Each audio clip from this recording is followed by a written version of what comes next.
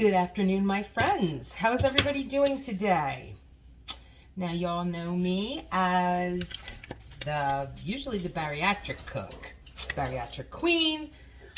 Today, I am making you guys a non-bariatric item, my pastelitos, because everybody in my family loves them, and I wanted to bring them to you guys because they're an awesome quick dessert. If you're having somebody and you want to throw something together, you just need to make sure that you have some guava paste on hand. Guava paste is from Goya. It's very cheap in the Goya section. It's like a very thick guava jelly. Very, very thick. You can actually slice it into slices, which is what we're going to do. You need that. You need a brick of cream cheese. And you need some puff pastry. Comes 2 in a pack.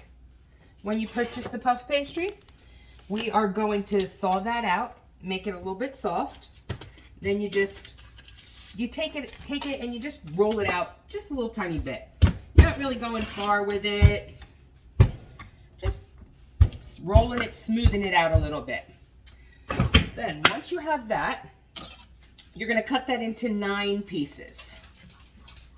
9 pieces for your puff pastry. You have a top and a bottom, so you have another section that we did not even touch yet. So you got your 9 pieces, very simple, nothing fancy, quick, easy. Then you're going to take your cream cheese. You're just going to make slices with it. Slices, maybe 1/4 inch thick.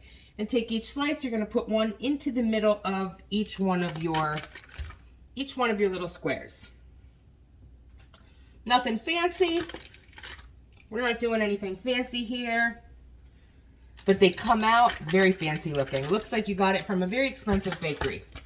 And you did it all at home. And it was very quick and very easy. You could also do this without the cream cheese. My family likes the cream cheese though. Just gives it that little, I don't know, that little extra oomph. But again, you can do it. You could add a teaspoon of cream cheese if you want. You don't have to overkill it. Again, my family likes the overkill. So, put that on there. Doesn't have to be fancy, doesn't have to be nice. Just quick. We're going for quick and easy. Like I said, I sliced maybe like a 1/4 inch slice on each one. Then I have my guava paste from Goya that I've taken the knife to and I've cut into kind of thin strips. Like you could actually pull the strips apart because it's very thick. It's like a very thick jelly-like consistency. You need a piece like about the size of the cream cheese. Maybe like 2 inches long. You're going to lay that right on top of your cream cheese. And that's about all that is to it. Just peel these nice little strips. It's almost like a glorified thick fruit roll-up. Guava fruit roll-up. But if you don't want to go with the Hispanic version, you could buy cherry pie filling, blueberry pie filling, strawberry pie filling. And you can, rather than that, put the strawberry pie filling right on top of your cream cheese if you'd want strawberry ones. My family likes the cherry. My husband, who's half Puerto Rican and half Cuban, he likes the traditional guava. My sons like the guava. My daughter likes the cherry. But that's about the extent of that. And then you're going to take each one of those and you're going to put them. I love my Pampered Chef silicone baking mat. Totally love it. I put that down on a baking sheet. And you don't have to, but I spray it with just a tiny bit of Pam spray. Then you're going to take each one of your little squares. And put this here so you guys could see it. And then you're going to put your squares onto the baking sheet. Again, those are the guava ones. Nothing fancy. Does not have to be fancy. Here's the strawberry. So I'm going to have a total of 8 of them. Oh, I'm going to have a total of 9 of them. I lied. See? All right. And you have them out there as such. Now you're going to take the other one, your other puff pastry sheet that you've thawed to room temperature. You're going to put, again, the rolling pin to it, just to kind of flatten it out and add a little bit. This makes it easier for you. And again, you're going to cut it into 9. You're almost making like a tic-tac-toe board. Tic-tac-toe board it. Tic-tac-toe board it.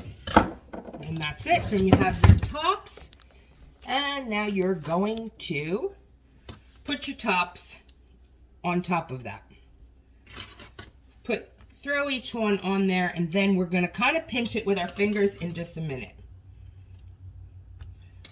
Going to put them together. I kind of try to eye it up, the smaller ones with the smaller ones, so you have enough. You can, now the next part, if you want, you could use a fork. Me, I just normally just pinch it together with my fingers.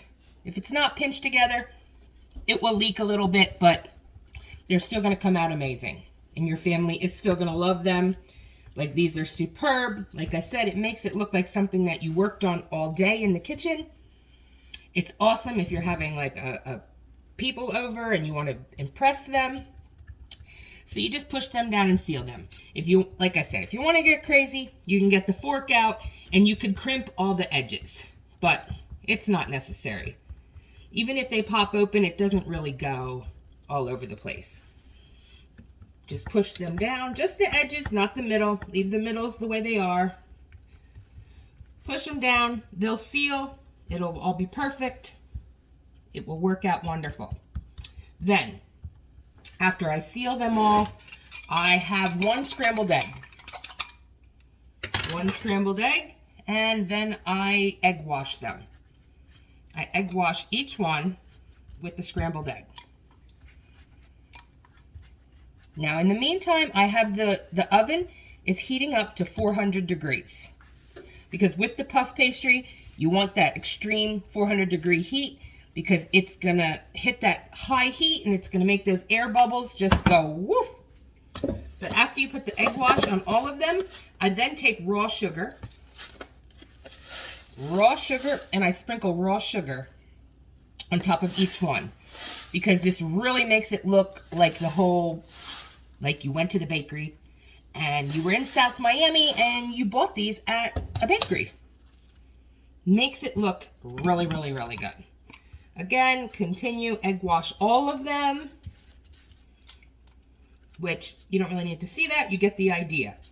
And then I'm going to pop these babies in the oven at 400 degrees, and I'm going to watch them closely. Probably about 15 minutes. You're going to see when they puff up and they're going to get nice and brown and toasty. And then I will send you guys a picture and we can give them a try and enjoy them.